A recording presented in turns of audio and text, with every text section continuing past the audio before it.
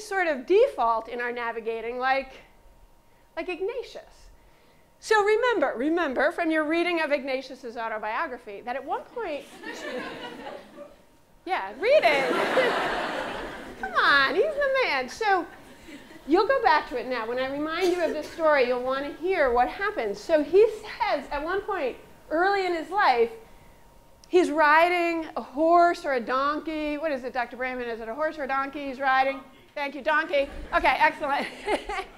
And I did a careful reading also. So he's riding this donkey, and this guy who's a fellow traveler sort of insults his faith.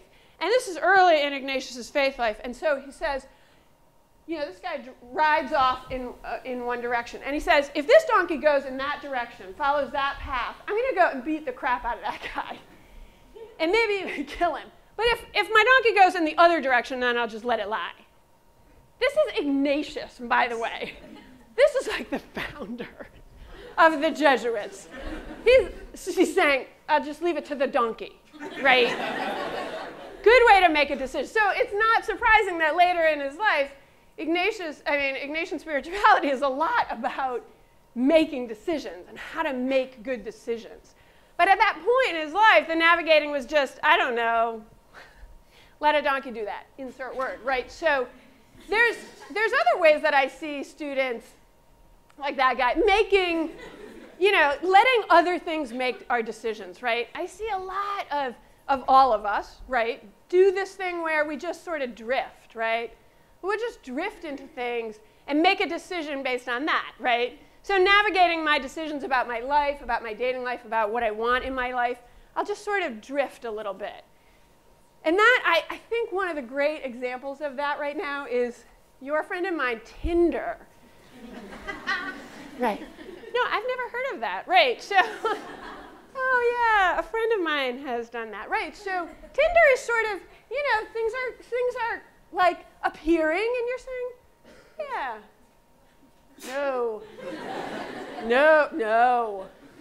sure, yeah. It's kind of a drifting along, right? And the way that I hear students using Tinder is this. Tinder is just this technological ego drug. It's just coming at me. It's just somebody, yep. People are like, yep, uh-huh, yep. You never get the no's. The no's are just out there in the ether. Who knows? They were away. They weren't looking at it. But I get the yep, uh-huh, yep. So I drift along. Yep, yes, pictures, pictures. Right, so the navigating can sometimes be drifting. It can sometimes be letting a donkey make the decision for you. It can sometimes be letting another person make the decision for us, right? But really navigating your life is something that takes a lot of intention and a lot of attention to our lives, right? So navigating, I would say, it's better to think of navigating like old-time navigating, where you pick an orienting point. You pick a North Star. What is it? What is it that really matters to you? What is it that really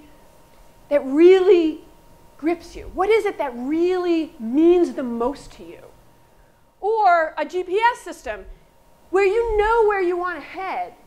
And when you go off track a little bit, it's just recalculating, right? It's just going to get you there because that's the place you want to be.